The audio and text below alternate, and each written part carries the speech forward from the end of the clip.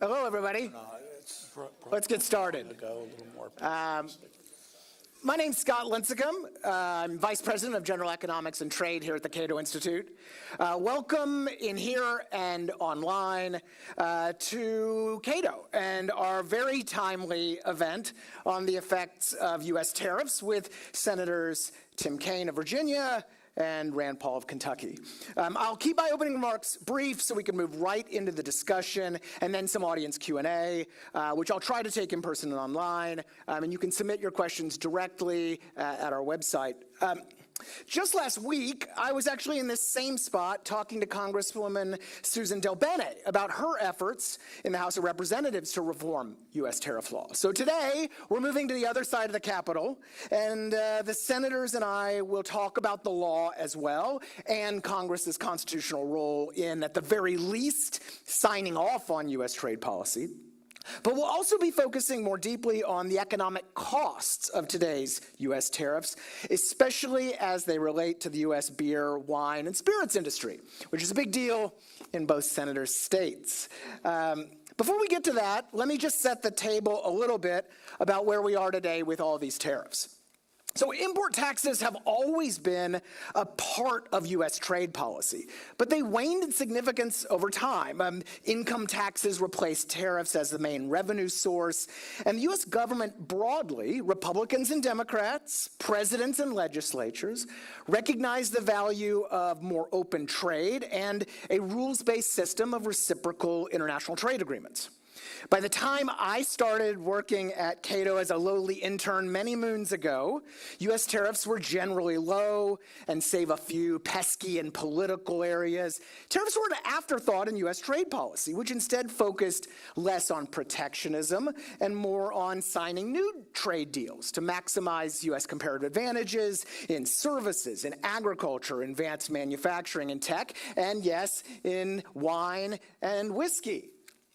We at Cato, meanwhile, highlighted the remaining tariffs, but our free trade advocacy mainly hit newer areas of American protectionism, which surely didn't disappear because tariffs were low on average. It just focused on other things like anti-dumping or the Buy American rules or industrial subsidies and that stuff. But then came Donald Trump, and suddenly tariffs became a thing again. Using laws that had been relegated to the policy dustbin, Trump's first term featured new tariffs on metals, appliances, solar panels, and a lot of Chinese imports. Now, these tariffs raised plenty of concerns and problems, but in retrospect, they were relatively small, as the average U.S. tariff rate only popped up a percentage point or two during Trump's whole time in office back then. Trump 2.0, on the other hand, has been a seismic change to U.S. tariff policy in several ways. In just the first 2 months, Trump imposed or proposed 10 times the tariffs that he implemented last time around, and that took him more than 2.5 years to do. The average U.S. tariff rate as of April was projected to hit 20%, up from less than 4% when President Biden left office. Today, it's somewhere between 10 and 15%, depending on whom you ask, and the day of the week. And that gets to another big change. Trump's new tariffs have changed constantly, and they're still changing today. I mean, literally today, multiple times. The president has added some national security tariffs. He's started and finished some trade deals with foreign governments. He's threatened even more tariffs, and he's issued various carve-outs and exclusions along the way. And finally, the president has used a new law, the International Emergency Economic Powers Act, to implement his biggest and broadest import taxes. It requires a declaration of national emergency, which the president conjured up repeatedly, including with respect to our closest allies, and a brand new national emergency today with respect to Brazil. The law doesn't expressly require any other process or notice from anyone before these tariffs can get into effect, although Congress does have a role, and we'll talk about that. Trump has also defended that approach in court after the Court of International Trade unanimously overruled his tariffs. And there's a big hearing on those tariffs tomorrow, and Cato, some of Cato's scholars are participating in that as well.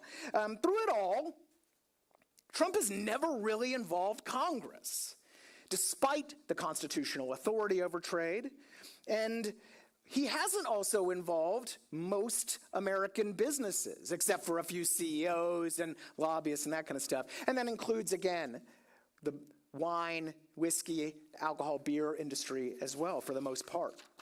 So because of this mayhem and related market reaction, there's been a renewed interest in Congress to push back on Trump's emergency tariffs and maybe, fingers crossed, even reform the laws that he says, let him do all this tariff stuff without Congress. Several such efforts were spearheaded by my guests on stage today, and I'm delighted to dig into them with you now. So thank you again for joining us. That's good. And I'll kick off the questions. So I'm going to start with a softball to both of you. You've both co-sponsored joint resolutions terminating President Trump's previous national emergencies. One so we could impose duties on Canadian imports for fentanyl-related reasons, another for global imports related to trade balance. And you're clearly both interested in tariff reform more broadly over the last few years. Yet, look, I wouldn't exactly say you're really ideologically aligned all the way more broadly. So I got to ask, why does this particular issue unite you? You want to start? Sure, I will. We do come at this from some different angles, but we both care very deeply about Article 1 power and Article 2 power. I want a president who fully occupies every centimeter of Article 2 power, but I want a Congress that occupies every centimeter of Article 1 power. I think both Rand and I believe that Congresses under both Democratic and Republican leadership and under presidencies of both parties have just delegated way too much power to the other side of Pennsylvania Avenue. We first kind of struck up this conversation around war powers, which I was obsessed about when I came to the Senate. But I realized when I got to the Senate, wow, trade is supposed to be a congressional power too. I hadn't realized the extent of the delegations that have been done really since World War II by both parties. And so I think the Article I, Article II issue is the one that has unified us. And then another one that I believe unifies us is a belief that trade is good. Trade is That's good. controversial. I can't I believe know. you said Can you? that. Well, in my party, that is controversial. It's a safe Hasn't space in necessarily Canada. been so It's much. controversial in ours as well. Virginia has a port, Port of Virginia in the Norfolk area, it's the second most active port on the East Coast. Virginia has an international airport at Dulles. You know, international trade has been one of the reasons why Virginia has gone from bottom quarter per capita income when I was born to top quarter per capita income now. So trade is good, and constitutional allocations of powers are not something to be taken lightly. So on the specific issue of emergency power and whether the president has this power, we come together, and I come at it from the libertarian perspective of being very suspicious of centralization of power, very wary of presidential power, period, very much in agreement with the founders who didn't want the president to have much power, even in issues of war, that the declaration of war came from Congress. But with regard to taxes, the Constitution was very clear. Presidents can't raise taxes. How can a president possibly unilaterally by himself raise taxes? And so I look at it as a constitutional issue. I think, how can tariffs be anything but a tax? And how could one person raise taxes without the authority of Congress? Now, I fear that the courts, because the courts are minimalists, and since Ashwander and other cases, they have this restraint idea, we're not going to rule on constitutional issues. I hope the court would actually address and say a tax is a tax, a tariff's a tax. It has to go not only through Congress, it has to start in the House. But there may be a more narrow focus, and the court will look at this IEPA law that Scott mentioned. Mm-hmm. This is a law that's been used many times for sanctions and never really for trade. I don't think specifically mentions trade. And so Tim brought forward the resolution that says it's a resolution of disapproval that says basically there's not an emergency. And one of the funny things I thought, and this came up a lot from the Democrat side, they said, well, the president says, well, yes, there's an emergency with fentanyl from Canada. And the Democrats' response was, yeah, there's more fentanyl coming from the U.S. into Canada than there is coming from Canada into the U.S., which may well be true, but there is no emergency with fentanyl. It's a made-up thing. And then when they went on, it wasn't just Canada and Mexico. They said, no, we have an emergency with 140 countries. That's got to be a pretty loose definition of emergency. I think they're going to lose. They lost at the trade court, which is, I think, more the district court level. It has one more stop, maybe appellate, and then I think Supreme Court. I think it has to go to Supreme Court. But I think there's a constitutional reason against it. And I think there's, in addition, a statutory reason they may fail. The one thing is they may have half of these deals done by then. I don't think it necessarily invalidates the deal because he's threatening him with a power that he may not have. If he has the deal signed, the deals may stay in place, which gets to sort of the other discussion, and that is the economic fallacy that tariffs are somehow good. And they rest on two main fallacies that Trump promotes all the time. One, that we're being ripped off, that trade rips you off. And I tell people it's an impossibility. You can't be ripped off by trade. If it's voluntary, you can't be ripped off.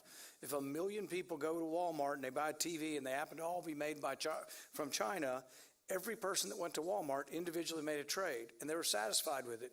They had their $600. They didn't want their $600. Walmart wanted their $600 more than the TV, and they both went away from the trade happy. If you add up 1 million of them, now we have a trade deficit with China. But every individual trade was voluntary and satisfactory and mutually beneficial. How do you draw a circle around 1 million voluntary trades that were all beneficial and say we got ripped off? It's a huge fallacy, and it's just wrong. The other fallacy is that the middle class is being ripped off. And this is where I think there's a connection between the work Scott's been doing and what Marion Tupy and Human Progress has been doing. Most of human progress, most of the extraordinary progress of the industrial age has been from trade. It's capitalism, but trade is just a facet of capitalism. It's an extension of the division of labor worldwide. And when Marion Tupy shows the statistics of the middle income, lo and behold, the last 70 years, guess what? Middle income people have not gotten worse off. If they left the middle income, they went to the upper income. The statistics are enormous that we're getting richer over time because of trade. Yeah, two things we love to talk about at Cato all the time are that trade is mainly among individuals. We always talk about U.S. trading with China, and that's nonsense. It's all millions and millions of individual transactions. And the other is that trade is not just stuff. It's not just lunks of steel. It's ideas and, of course, services and agriculture and all these things. And yet we myopically focus on like the steel trade deficit and stuff. It's really kind of loony when you think Can about I it. just say something sure. on that latter point? So if you look at President Trump's rationale for trade, it's like we've got these trade deficits, but he only measures the deficit in goods, not goods plus services. The real measure of a trade deficit or surplus would be goods plus services. We're a heavily services economy. We're not a 19th century economy anymore. So if you really wanted to look at trade deficits, you'd look at goods plus services. That's number one. Number two, we've got trade deficits with a lot of nations because they're small and we're big, because they're poor and we're rich and we buy a lot more stuff. I mean, if he's mad at Vietnam because we have a trade deficit with Vietnam. Vietnam's less than a third the size of the United States, and it's a lower income country. So guess what? We buy more of their stuff because we got a whole lot more people and a whole lot more purchasing power than they buy of our stuff. If you don't look at these and like adjust for per capita, some of the nations where we have a quote trade deficit per capita, we actually might be in surplus. So not looking at services, not adjusting for population is wrong. And second, these tariffs are even going against nations where we have trade surpluses like Brazil. And I think you're exactly right. Countries don't trade. Countries aren't making the trade. Individuals are making the trade. Countries don't trade with each other. And so it creates this fallacy. Look, if you look at my trading with the local grocery store, I have like a $50,000, $30,000 trade deficit every year. But you know what? The richer you are, the bigger your trade deficit is. Yeah. And then people say, well, the idiots that are advising the president is like, we are going to stop trade until there's no more trade deficit. Well, the one way you can get rid of all trade deficits, recession. Yeah. When we go into a recession, all of our trade deficits go down. The one thing, and trade is proportional to wealth. And if you have less trade and you have less of a trade deficit, you're going to have less wealth and prosperity. These are such simple things as like your first question. Is trade good or bad? But we have to get back to those basic questions or we're going to lose this. Now, I want to get more on the econ in just a second, but I'd love for you to talk a little bit more about your efforts, Senator Paul, on reforming the National Emergencies Act, right? Because, there was a brief moment last year where it seemed like maybe something was going to get done there, and it could have perhaps avoided some of the drama we're now experiencing. Could you tell us more? Like so many reforms, it was well-intentioned. In the 70s, they passed a National Emergency Act because they thought presidents had too much power and were abusing emergencies. So they wrote the Emergencies Act, and they said, well, legislatures will have legislative veto in it and be able to veto presidential emergencies, but they said they could do it without the president signing on to it. The courts heard this and said, well, you can't really have any kind of law unless the president signs on to it, so that part's unconstitutional. But that was the stick of the National Emergency Act to try to rein in presidential power. Right now what happens, since that was ruled unconstitutional, a president declares an emergency. And let's say, did we actually win a majority or we won a majority. We won a majority, but the Canada. House never acted on it. Right. So on Canada-Mexico, Tim led the bill. I was with him. We won a majority, but we didn't win the bill because it didn't go to the House. But let's say we won here in the House, and I think with Saudi Arabia we did. We won in the Senate and the House. But then you're going against the president. So the president vetoes it. So then you got to come back and you have to have a 2/3 to overcome it. Yeah. So what I offered as a reform, and this is bizarre, I don't understand, it was very popular with Republicans under the last administration. And it was to say that emergencies would expire automatically. So I'm the president. I declare an emergency. There's an emergency with Canada and Mexico. It expires in 30 days unless affirmatively approved by Congress. Very smart. And it changes it. And I had like 20 Republicans on it until Trump became president. Now I got no Republicans on it. It was essentially what we were trying to do. Mm-hmm. I also had this idea with the emergencies that many of the governors declared during COVID. So in our state, they declared emergencies and our legislature was out of session. They couldn't call themselves back into session, so they had no power for 9 months. And the governor closed down schools, restaurants, bars, gyms, everything. and he had no recourse. So in our state, we passed the reform. So we had a small version of this. All emergencies in Kentucky declared by a governor expire in 30 days unless affirmed. That way he would have to bring the legislature back to affirm his emergency. It would be one of the biggest and best reforms if we could do it. But we lose Republicans, but the reverse happens too. When there's a Democrat president, I wasn't getting very many Democrats. But the one reason Tim and I work well together is Tim is one who I think thinks through the issues, is not a knee-jerk opponent of things that the other side might present, and vice versa. We listen to each other, and we don't have to agree on everything, but he is one that I will go to ask and to run an idea by to see if we can find agreement. And one of the things I like about working with Rand is when he would give the speech, say, on the tariff issues, the Canadian tariff, he would say, look, I'm a supporter of President Trump.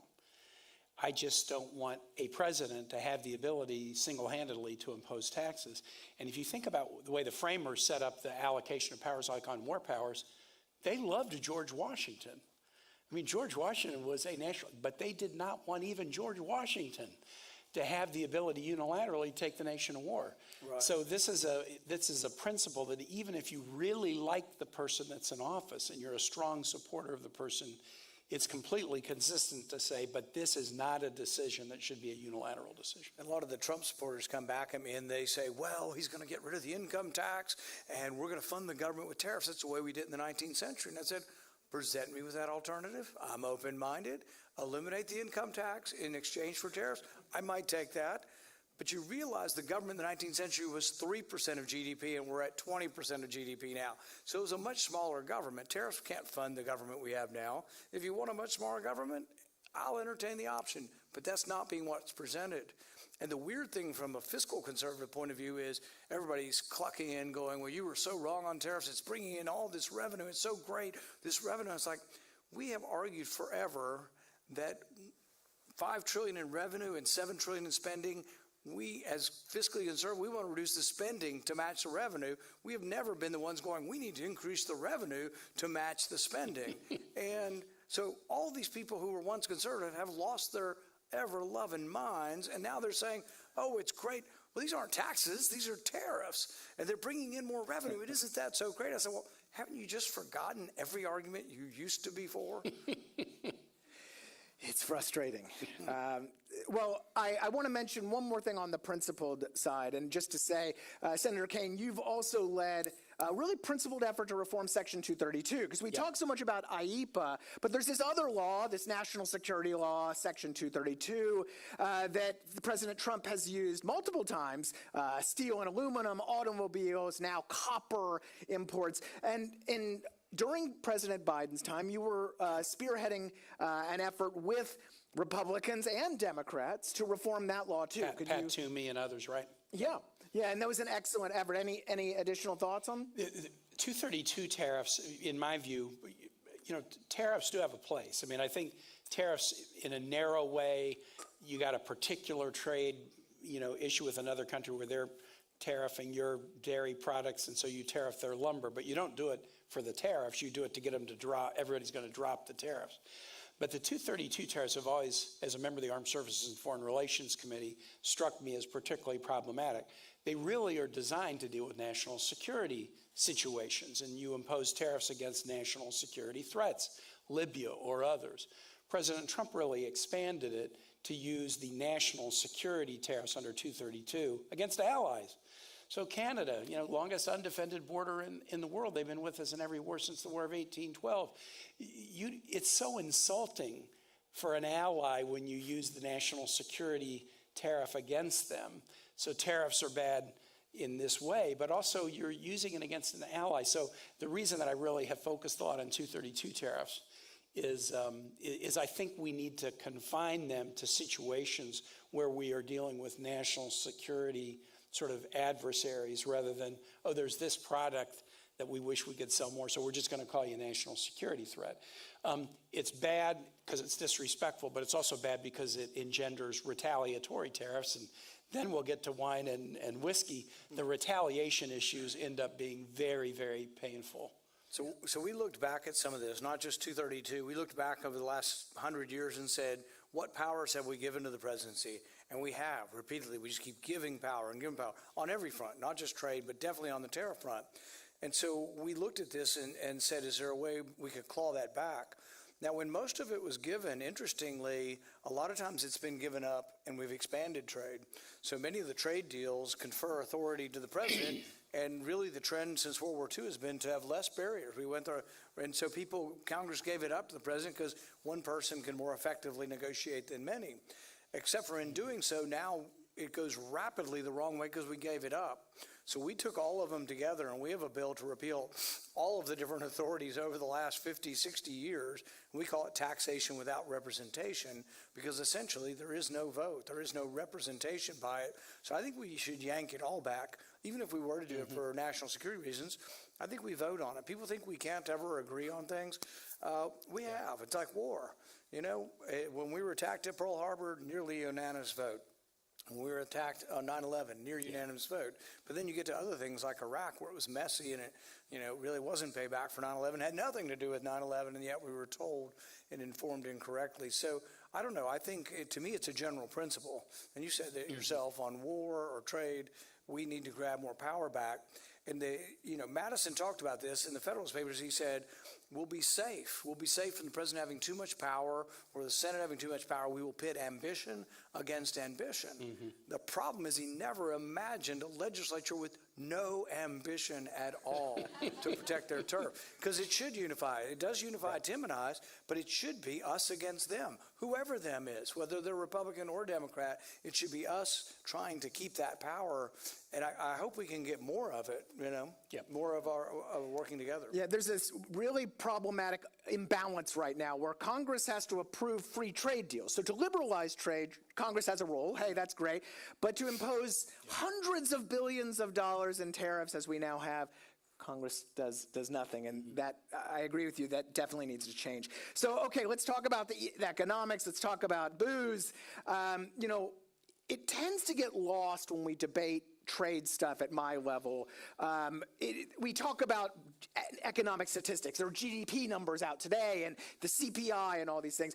But beneath the surface are real people, real companies, your constituents that are caught up in these trade wars. And as I mentioned, haven't really had a voice. At least the last time around with the Trump administration 1.0, there was a notice and comment period and an investigation. This time, we're snapping our fingers, and a week later we have, I guess, Brazilian tariffs. That's the new one, right? So I'd like you to tell me a little bit about stories you have about this time around, last time around, about particularly in the industries that, bourbon and wine and those industries as well, and from both the import and the export side as well. Sure. You want to start? I'm struck by the differences. So nationally, the president's very popular. The online presence of people who are pro-tariff seems to be very, very vocal every time I say something in favor of free trade. And yet when I go home, I've yet to come across a businessman or woman who comes and says, oh, I love the tariffs. It's the opposite. Yeah. The bourbon industry absolutely hates them because bourbon's easy, like wine from a different state, to be punished. It isn't always a tariff. It's like, well, it's tariffed in response to steel tariffs. Steel tariffs are 50%, and they can't they can't tariff steel because we're not exporting steel to them, but they can export. Yep. They can do bourbon or wine pretty easily.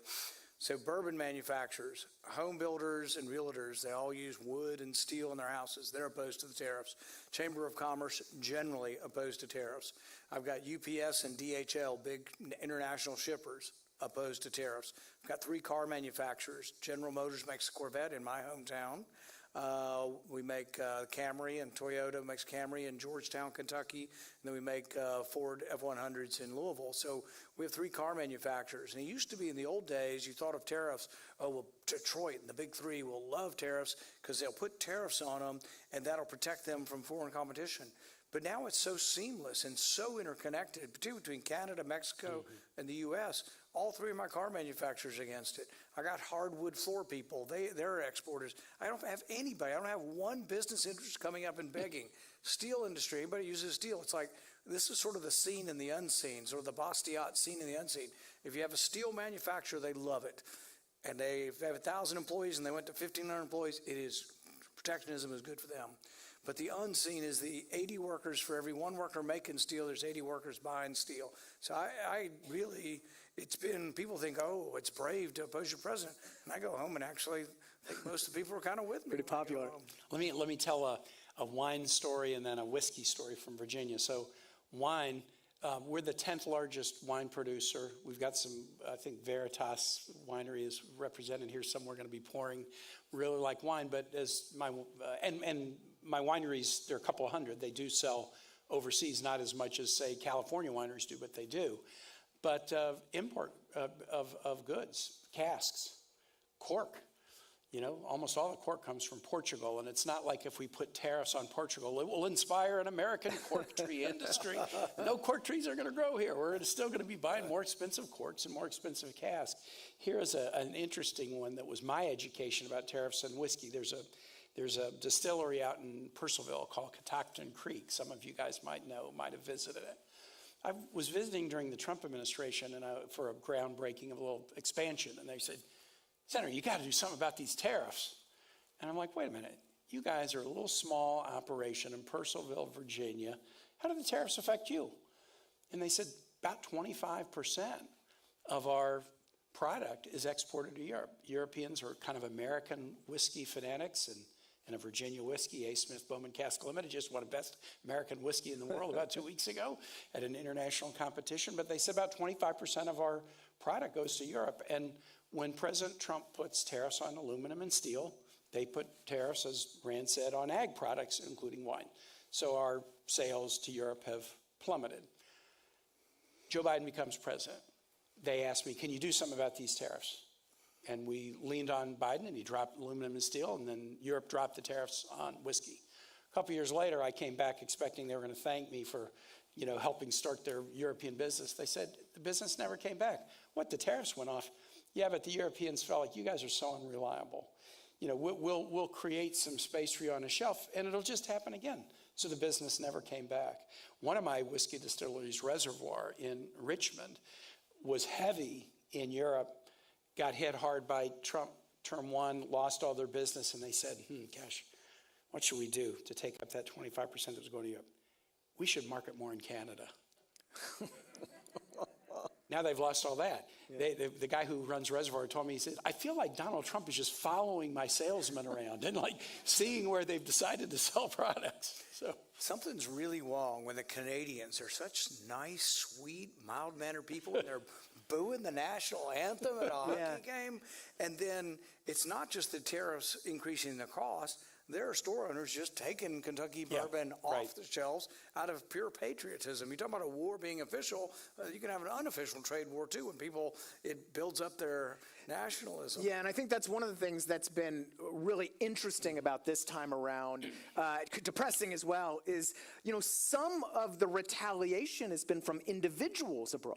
Canadians not buying American whiskey or bourbon, not traveling to the United States, because that's actually an American export, right? Europeans doing the same thing. And so we talk so much about, the government retaliated, but individuals can do that as well. And that, of course, hurts the bottom line of a lot of American companies. And with distinctive brands, bourbon, wine, and the rest, it's easy for consumers to target as well. And I think that's going to be a really cool focus of some economic research. Like, what is the direct effect of tariffs?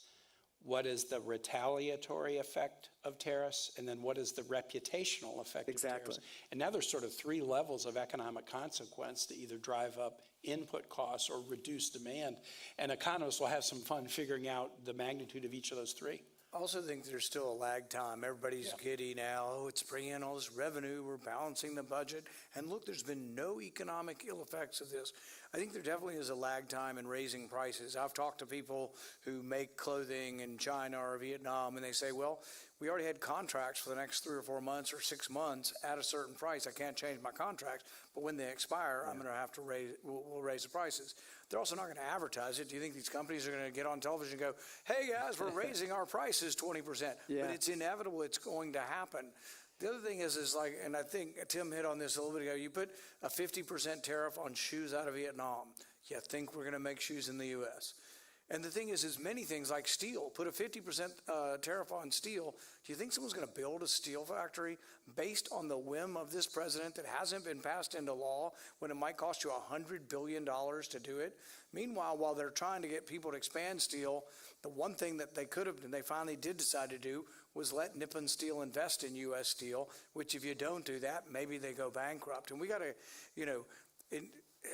which gets me back to the whole mix of, well, what could we have done differently? How could U.S. Steel be great?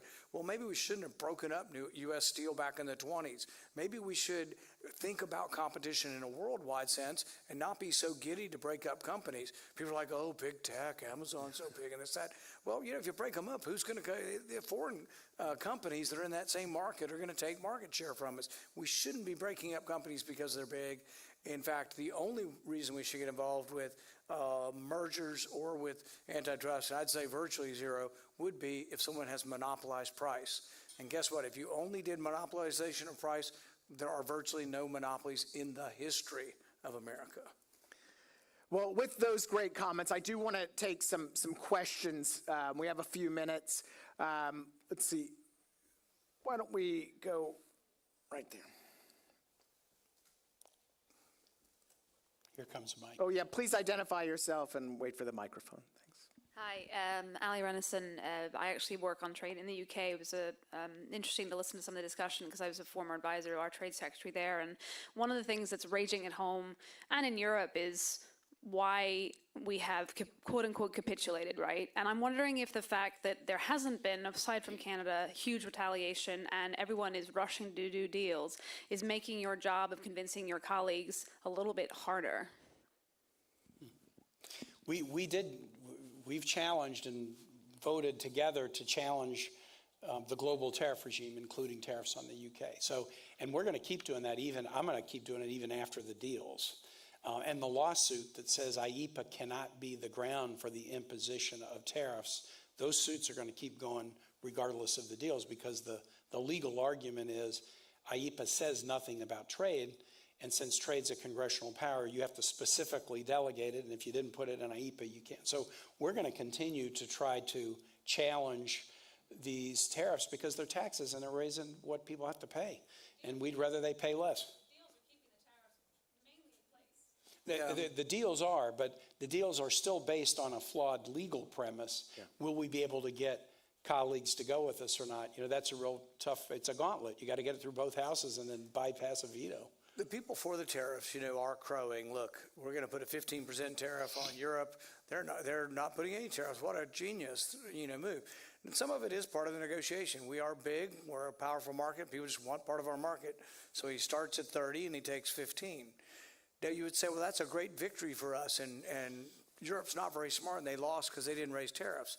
Or some people in Europe have read Milton Friedman and understand if they put a 15% tariff on their people, they're just simply punishing their own people. So another way of looking at it is we didn't win. We got a 15% tax on everything we're going to buy from Europe.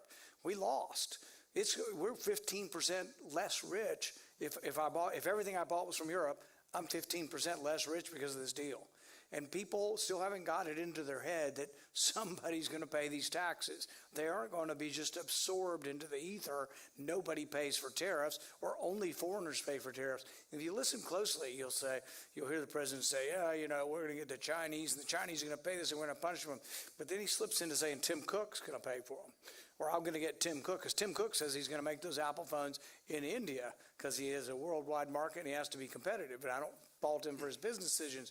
But the president slips from China paying to Tim Cook paying, to other companies or countries paying.